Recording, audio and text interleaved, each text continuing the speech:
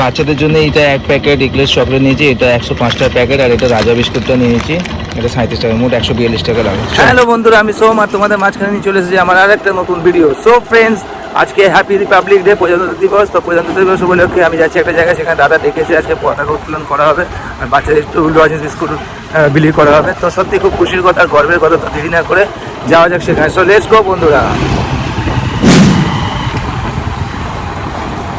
যাক, বেশি দেরি হয়নি, এখন সবাই রেডি করছে, পতাকা তোলা হয়নি।